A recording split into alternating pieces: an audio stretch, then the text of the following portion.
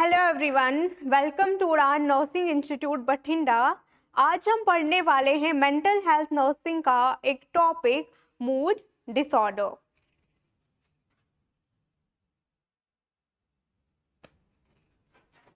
Mood disorder पढ़ने से पहले आपको पता होना चाहिए मूड क्या है। What is mood? Mood is an emotional response to an object, feeling, situation. Simply हम लोग बोलेंगे mood is the feeling of happiness, sadness, anger. अब आप ये बोलोगे कि मूड बनता कैसे है? मूड हमारा 3 चीजों से बनता है, behaviour, affection and thinking. Mood बनता है किससे? Behaviour, affection and thinking. For example, हमारे पास एक पर्सन आया, उन्होंने हमें किसी चीज के बारे में हम लोगों को अपनी राय दी। उन्होंने किसी इंसान की हमारे सामने अच्छाई की या बुराई की। हमने वो चीज सुनी और समझी, मतलब सोचा। सोचने के बाद हम उस पर्टिकुलर सिचुएशन या इंडिविजुअल के लिए हम कोई फीलिंग डालेंगे, वेदर हेट फीलिंग होगा, लव फीलिंग होगा, जो भी होगा। जैसे वो फीलिंग बनेगी उसी हिसाब से हम लोग फिर बिहेव करेंगे। ठीक है? Thinking, affection, behaviour. हमारे पास कोई इंसान आया, उन्होंने हमें किसी चीज के बारे में बोला, हमने उसके बारे में सोचा। सोचने के बाद हमें उस इंसान के लिए फीलिंग बनेगी, whether it is love, hate और एनीथिंग एल्स। उसी हिसाब से फिर हम लोग क्या करेंगे? बिहेव करेंगे। इसी को हम लोग मूड बोलेंगे, यानी कि फीलिंग ऑफ हैप्पीनेस, सैडनेस और एंगर टुवर्ड्स ए पर्सन और situation, it is mood. Next one is types of mood disorder. मतलब कि ये तो हमारा मूड था, लेकिन कभी कभी किसी पर्सन का क्या हो जाता है, जैसे मूड हमारा गड़बड़ा गया, थिंकिंग, बिहेवियर या अफेक्शन जैसे ही गड़बड़ा गया तो या उसका फिर हमारा आएगा डिसऑर्डर, यानी कि मूड डिसऑर्डर। मूड डिसऑर्डर हमारे 2 टाइप्स के होते हैं। First one is mania and second one is depression. पहले हम लोग मेनिया के बारे में थोड़ा डिस्कस करेंगे। मेनिया क्या होता है? जैसे कि हमारे पास एक सिचुएशन है, किसी इंसान की डेथ हो गई, किसी घर में किसी इंसान की डेथ हो गई, तो एक पर्सन जो है उसको दो तरीके से क्या करेगा, उस पर्सन उस दो सिचुएशन में एक्ट करेगा। पहले या तो वो क्या करेगा, सैड होगा, एक कोने में बैठ के सैड हो जाएगा, या वही सेम पर्सन उस सिचुएशन में बहुत ही रोने के साथ साथ बहुत ही एक्सट्रीम हंसेगा। हाँ, बहुत ज्यादा खुश हो जाएगा अचानक से। लेकिन आपको ये नहीं कि वो किसी की डेथ हो गई इसलिए वो खुश नहीं हो रहा है, बल्कि उसका क्या हो गया, ऐसा बोले तो सैडनेस या सैडनेस की वजह से उसको क्या हो गया, अचानक से हंसने लगा। उसको हम लोग मेनिया बोलेंगे। मोस्टली जो मेनिया 0.8% पॉपुलेशन में होता है हमारा मेनिया, उसमें हमारे पास फ्लाइट ऑफ आइडियाज आएंगे। मतलब एक ही जगह पे एक ही सिचुएशन में वो एक ही चीज पे नहीं रहेगा, बार बार उसके आइडियाज चेंज होते जाएंगे। उसके बाद हमारा इंक्रीज साइकोमोटर एक्टिविटी होगी हमारे मेनिया वाले पेशेंट की। मोस्टली वो एक जगह पे बैठना चाहिए था सैडनेस में, बट ऐसा कुछ नहीं होगा, वो इधर उधर जो है चलता रहता है। उसको हम लोग क्या बोलेंगे? Increase psychomotor activity. एक कैरेक्टरिस्टिक फीचर है हमारे मेनिया का। दूसरा हमने बोला एलिवेटेड मूड। जो हमारा मेनिया वाला पेशेंट है उसका मूड हमेशा एलिवेट होगा, या एग्जेगरेटेड मूड हम जिसको हम बोलते हैं। ऑन द अदर हैंड इसकी जो दूसरी टाइप है वो है depression. Depression mostly 10 to 21% population में होता है। हमारा डिप्रेशन 10 to 21% पॉपुलेशन में होता है। Apart from that there are decrease ideation in patient, decrease ideation in depressed patient, decrease psychomotor activity and decrease mood. ठीक है, हमें पर डिप्रेशन था और मेनिया था। डिप्रेशन वाला पेशेंट एक पर्टिकुलर सिचुएशन में क्या है, मैंने बोला किसी की डेथ हो गई, वो वहां पे उस डेथ का सुन के वो डिक्रीज मूड हो गया उसका, मीन्स उसको बुरा लगा। लेकिन अपार्ट फ्रॉम दैट ये हमारा जो मेनिया वाला पेशेंट है उसको क्या है, वो एक्सट्रीम मतलब वो जो उसको शॉक लगा या फिर हम बोलेंगे सदमा लगा, वो सदमे में कुछ और अदर एक्टिविटी करने लगा, जैसे कि एक्सट्रीम वो हंसने लगा, या एक्सट्रीम एलिवेट मूड उसका हो गया, इंक्रीज साइकोमोटर एक्टिविटी हो गई, फ्लाइट ऑफ आइडियाज होगा, तो ये डिफरेंट तरीके के जो है डिसऑर्डर्स हैं, ठीक है। नेक्स्ट हम बोलेंगे बाइपोलर अफेक्टिव डिसऑर्डर। भाई जिसने मेनिया और डिप्रेशन पढ़ लिया वो बाइपोलर डिसऑर्डर या बाइपोलर अफेक्टिव डिसऑर्डर भी समझेगा, जिसको मेनिया और डिप्रेशन समझ में आ गया।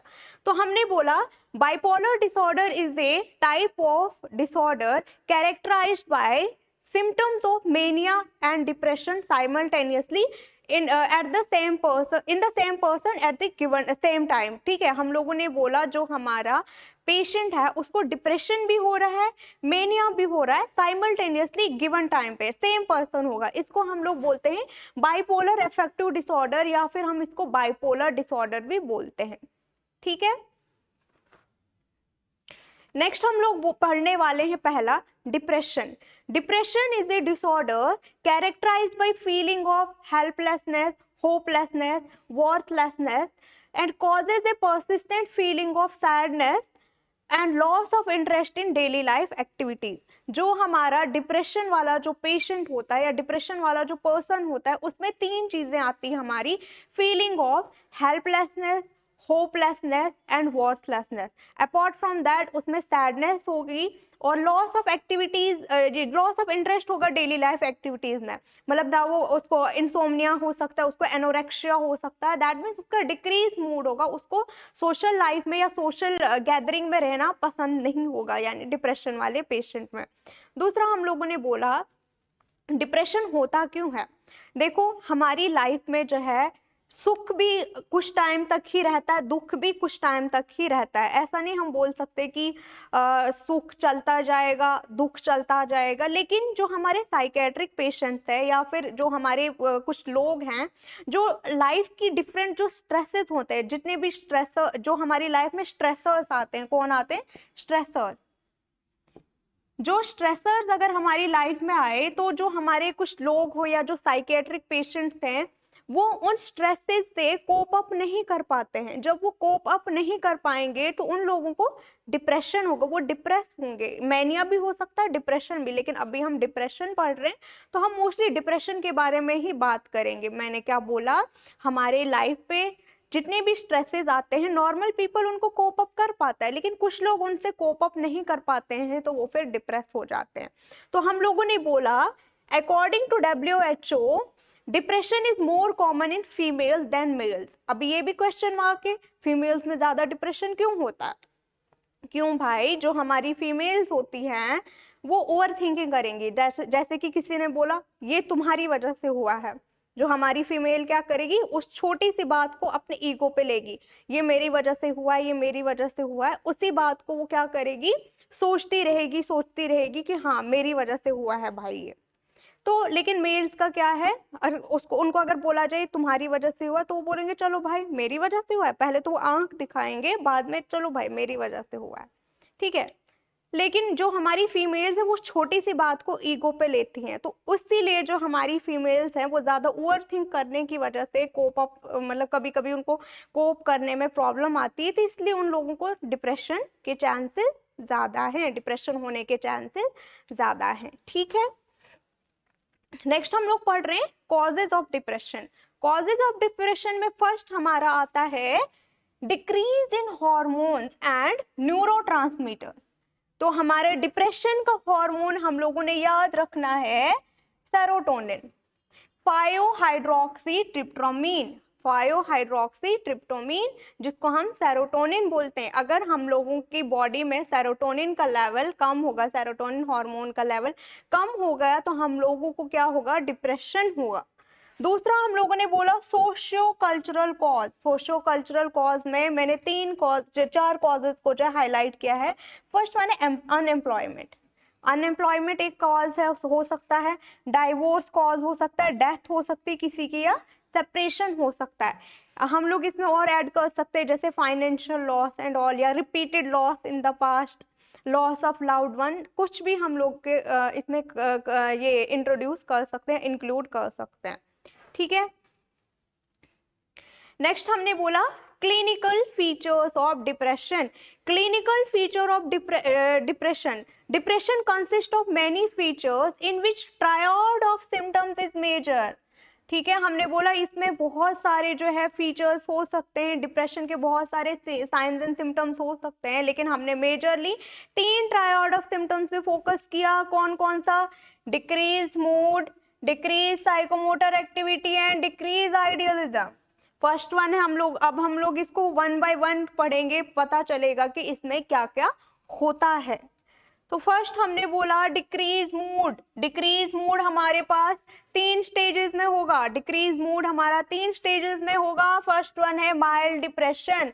देखो भाई, डिप्रेशन सीधे ही तो नहीं होगा, डिफरेंट स्टेजेस में होगा। ये नहीं तो पहले डिप्रेशन हो गया तो हम लोग सीधे सुसाइड करेंगे, it's not like that. Depression पहले माइल्ड डिप्रेशन से स्टार्ट हो रहा है। इसमें हम लोगों को क्या होता है, पेशेंट को feeling of hopelessness, helplessness and worthlessness, and patient being highly sensitive to criticism. That means patient को क्या होगा, अगर हम लोग कुछ भी चीज बोलेंगे पेशेंट खुद वो क्या करेगा, क्रिटिसाइज करेगा।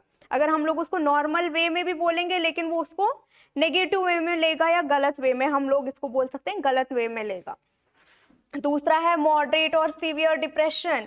इसमें क्या होगा भाई, feeling of helplessness, hopelessness, worthlessness तो होगी, बट इसमें मेजर एक एक्स्ट्रा सिम्टम ऐड होता है, डिल्यूजन ऑफ गिल्ट। क्या होता है? Add delusion of guilt. Patient को क्या होता है, गिल्टी फील होता है। अगर ये मेरे साथ हो रहा है तो ये मेरी गलती है। अगर किसी का जो है एक्सीडेंट में, फॉर एग्जाम्पल किसी का एक्सीडेंट में डेथ हो गई, उस मतलब पेशेंट था और उसके साथ एक और वहाँ पे एक और पर्सन था, तो अगर पेशेंट जो है ड्राइव कर रहा था तो दूसरे पर्सन की डेथ हो गई लेकिन पेशेंट जो है अलाइव है, तो पेशेंट को क्या होगा, गिल्टी फील होगा कि काश अगर मैं तभी उस गाड़ी में लेकर गया ही नहीं था तो मेरा साथ वाला जो बंदा है वो सेफ रहता। मतलब वो खुद को ही क्या करेगा, खुद को ही ब्लेम करेगा। उसी को हम बोलते हैं delusion of guilt. Next one है डिप्रेसिव स्टूपर। डिप्रेसिव स्टूपर में क्या होगा, पेशेंट जो है एक ही साइड से चुपचाप करके बैठेगा, मतलब क्या हम बोलेंगे, मोम के पुतले की तरह। हाँ, उसका हेड फिक्स रहेगा। लेकिन उसमें एक और चीज आएगी, delusion of nihilism. Delusion of nihilism and patient start attempting suicide. Delusion of nihilism बोले तो पेशेंट को लगेगा जो हमारा एक्सटर्नल एनवायरनमेंट है वो अनरियल है, या जो पेशेंट बोलेगा ये मैं अनरियल हूँ, मेरा जो एक्सटर्नल वर्ल्ड है वो अनरियल है, और उसको ये और वो क्या करेगा, सुसाइड अटेम्प्ट करने की कोशिश करेगा। ठीक है, पेशेंट सुसाइड अटेम्प्ट करने की कोशिश करेगा। तो ये था हमारा डिक्रीज मूड। ये 3 स्टेजेस में इसके सिम्टम्स आते हैं, माइल्ड में, मॉडरेट में एंड डिप्रेसिव स्टूपर में। अंडरस्टूड। नेक्स्ट वन आता है हमारा decrease psychomotor activity. Decrease psychomotor activity में क्या होगा, जो हमारा पेशेंट है वो फिजिकल एक्टिविटी बहुत कम करेगा, वो किसी फिजिकल एक्टिविटी में इन्वॉल्व नहीं होगा, वो एक ही जगह पे बैठेगा बहुत आवर्स तक, जब तक ना हम वो बैठना चाहे तब तक बैठ सकता है। हम लोग उसको जब तक ना हम उसको हिलाएं तब तक वो उधर ही बैठे रहेगा। ठीक है। दूसरा हमने बोला डिक्रीज आइडियलिज्म। थर्ड वन जो हमारा थर्ड ट्रायड ऑफ सिम्टम था, डिक्रीज आइडियलिज्म। इसमें क्या होगा, पेशेंट है only monotonous ideas in his mind. Patient को एक single idea at A time उसके दिमाग में होगा। ठीक है, मोनोटोनस आइडियाज उसके दिमाग में रहेंगे। एंड मोस्ट कॉमन जो है सिम्टम है, जो मोस्ट कॉमनली जो चीज डिक्रीज आइडियलिज्म में होगी वो क्या होगी भाई, suicide and cause of depression. Patient को जो है डिक्रीज आइडियलिज्म में क्या रहेगा याद, मोस्टली वो सुसाइड करने की कोशिश करेगा, और कॉज ऑफ डिप्रेशन जो है उसको याद रहेगा। कॉज ऑफ डिप्रेशन जिसकी वजह से वो डिप्रेस हो रहा है, चाहे वो डेथ हो सकती है, किसी की फाइनेंशियल लॉस हो सकता है, डाइवोर्स हो सकता है, सेपरेशन हो सकता है, ये कुछ भी हो सकता है, वही पेशेंट को जो है याद रहेगा।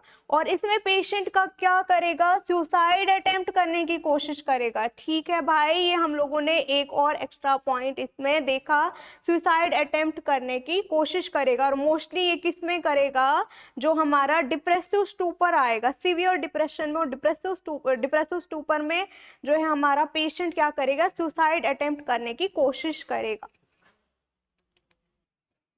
अगर आप लोगों को हमारा लेक्चर अच्छा लगा हो तो प्लीज़ हम लोगों का जो पेज है हमारा जो यूट्यूब चैनल है उड़ान नर्सिंग इंस्टीट्यूट से, तो आप प्लीज़ इसको लाइक शेयर सब्सक्राइब कीजिए एंड कमेंट योर रिव्यूज। अगर आप लोगों को कोई और कंटेंट देखना है या क्वेश्चंस वगैरह जो भी आप सजेशन देना चाहते हो, please we are open, comment box open है, आप वहाँ पे कमेंट कीजिए, लाइक कीजिए, शेयर कीजिए। Thank you and subscribe for more.